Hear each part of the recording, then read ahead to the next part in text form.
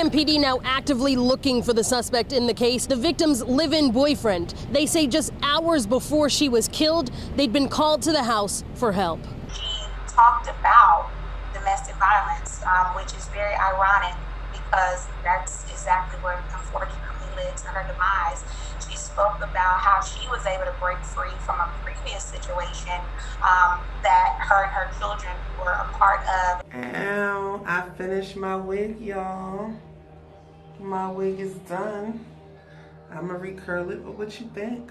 On a quiet Tuesday night in Northeast Charlotte, just before 10 p.m., a man drove a knife into a woman, stabbing her with a vengeance and leaving her to bleed out. What started as a usual domestic dispute erupted into a world of pain that forever changed the life of Aaliyah Terry. She was a 35-year-old woman who had divorced her ex-husband, a notorious abuser, only to land in the arms of a new boyfriend who ultimately took her life with a vicious stabbing. As police ran to the home, the sight they encountered was one they always hoped not to see. The investigation into her murder launched immediately and quickly revealed the heartbreaking story of a resilient and inspiring woman who was taken from us too soon. This is the life and death of Aaliyah Terry. This story unfolds in Charlotte, North Carolina. It's a fast-growing city that blends Southern charm with modern energy, offering a vibrant urban skyline, lush parks, and artsy neighborhoods. However, in 2019, the city experienced a surge in crime, including 107 homicides and a 12% increase in violent offenses, marking its highest homicide count since 2005. At the center of the staggering statistic was Aaliyah Terry, born August 11, 1983. She was nearly 36 in 2019, a daughter to loving parents, a mother of two, an entrepreneur, and a survivor-turned-advocate. Aaliyah embodied resilience. In her early years, she attended North Charleston High School, where she graduated with good grades. She then went on to study at South Carolina State University before planting roots in Charlotte, North Carolina. Despite the odds she'd overcome, Aaliyah remained grounded in community and enterprise. She co-founded Savvy Strands Virgin Hair Company, where clients lauded both the product and the personal warmth she poured into her business. Savvy Strands here. This is the Burmese Virgin. The Burmese Virgin has been installed since February 1st. It's now April 2nd, so basically a week and 2 months. What we're looking at here is the bounciness still of it. You can still run your fingers through it. If you take care of your hair to take care of you, it's not much you have to do with it. I also do show you how to maintain hair. Well, it can give you instructions on how to maintain hair with the purchase of the hair. So once you purchase the hair, you do see how to maintain it. But again, Savvy Strands Burmese Virgin. This fueled her to do even more.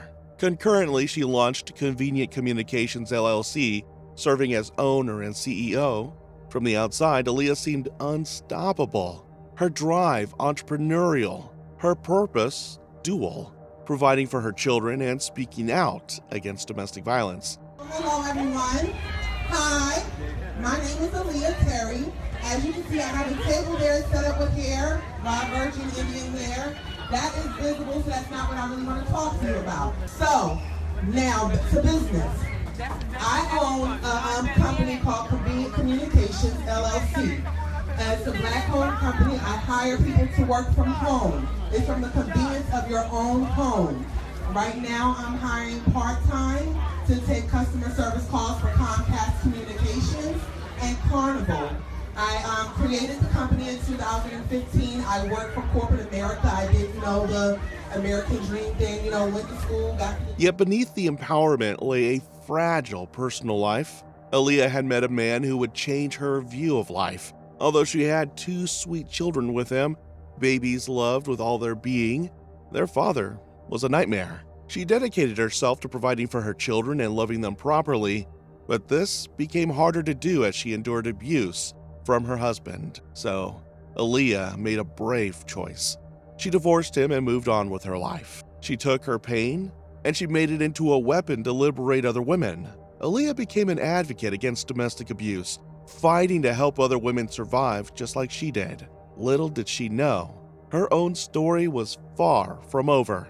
Aaliyah later began living with her new boyfriend, Isaiah Andrew Henderson III, age 32.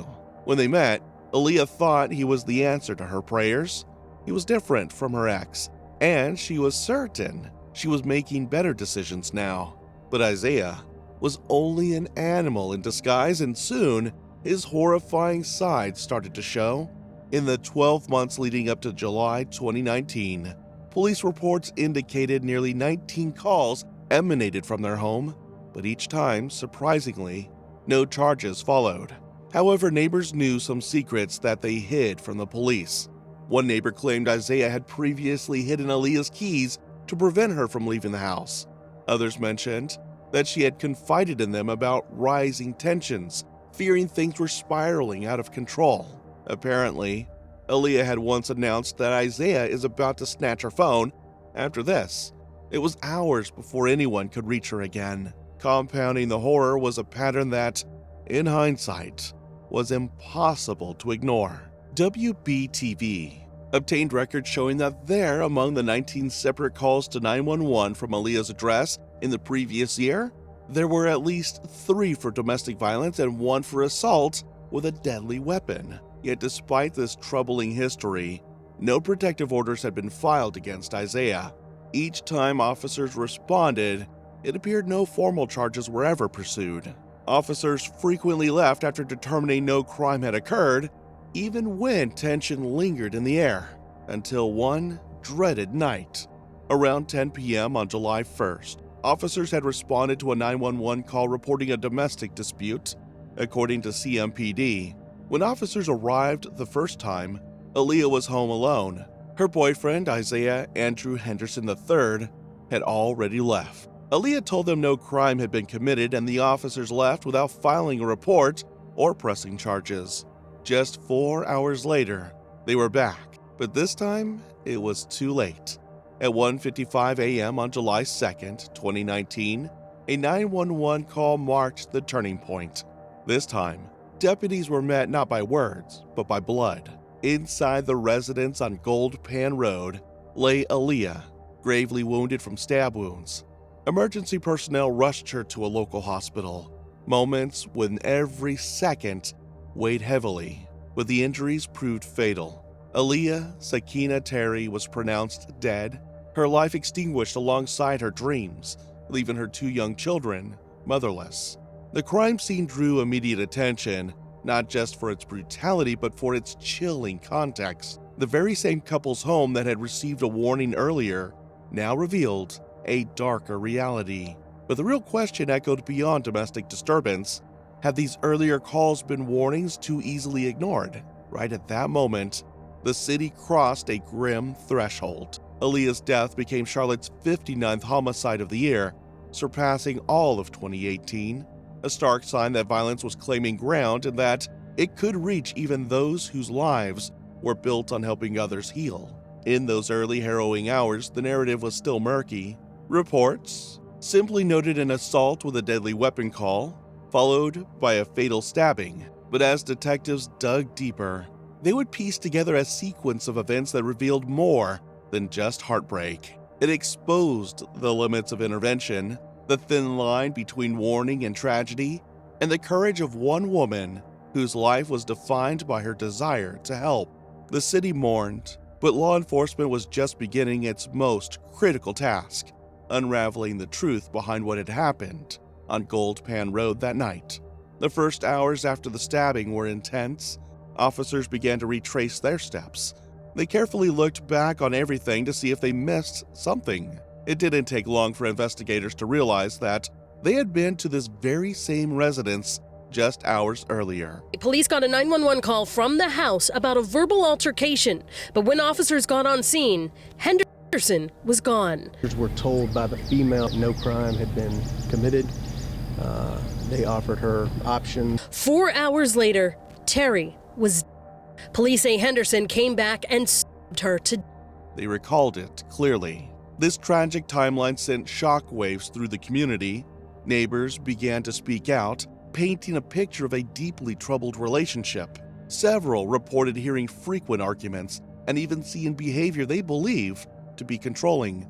They mentioned all the incidents they had heard or witnessed, like him seizing her phone, amongst other things.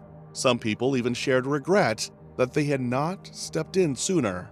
Aaliyah's friends and family were left questioning how such a pattern could go unnoticed or worse, unaddressed, until it ended in bloodshed. Tonight at 5, CMPD investigating after an alleged domestic dispute turned deadly. Police say 35-year-old Aaliyah Terry, a mother of two, was stabbed to death on Gold Pan Road. This is in Northeast Charlotte. Police say just hours before that, officers received a call at the same home for a domestic dispute. NBC Charlotte's Tanya Mendes has been following this all day and joins us with the latest. Tanya. CMPD now actively looking for the suspect in the case, the victim's live-in boyfriend. They say just hours before she was killed, they'd been called to the house for help.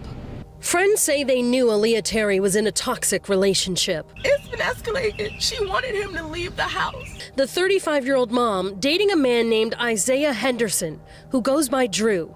But friends say there'd been some issues. And she just got tired. I don't know. She mentioned that she wanted him to leave. Then, late last night, police got a 911 call from the house about a verbal altercation. But when officers got on scene, Henderson was gone. Were told by the female no crime had been committed. They offered her options. 4 hours later, Terry was dead. Police say Henderson came back and stabbed her to death. I hadn't talked to her for a couple of hours after that. And then I got the call this morning that she's gone. The crime leaving children to grow up without their mother.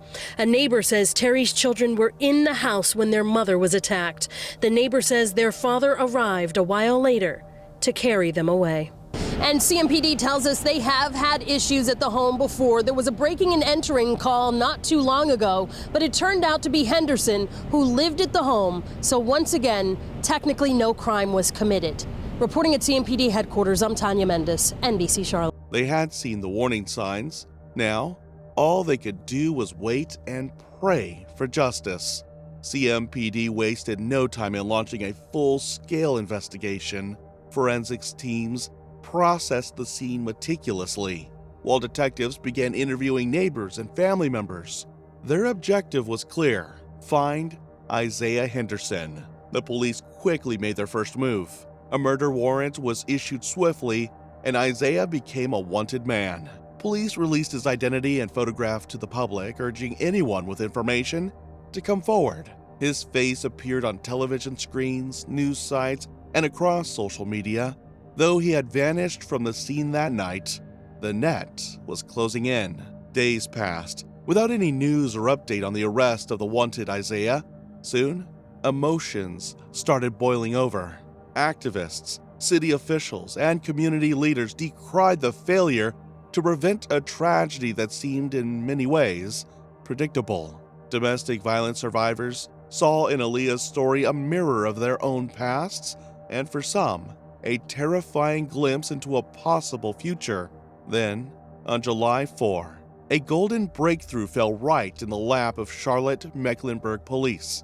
They could not believe their luck. Isaiah Henderson walked into CMPD headquarters and turned himself in. It wasn't dramatic or defiant. There were no media fanfares or high-speed chases. Isaiah arrived quietly and was taken into custody without incident. Homicide detectives immediately began their interview, trying to piece together what had unfolded that night and in the months leading up to it. Although Isaiah's interviews have not been shared with the public, it is clear that whatever the detectives learned was enough to make a decision against him. Soon after, Isaiah was formally charged with murder and transferred to the Mecklenburg County Sheriff's Office. His lawyers quickly made a bond application, but this was just as quickly denied by the judge. News of his arrest sparked a wave of mixed emotions: relief, sorrow, and frustration. While many were grateful that Isaiah was finally off the streets, others couldn't help but revisit the haunting question: why had it taken this long? The investigation didn't stop with Isaiah's arrest. Detectives continued to build their case, combing through phone records, prior 911 calls, and any documentation that could strengthen the prosecution's argument.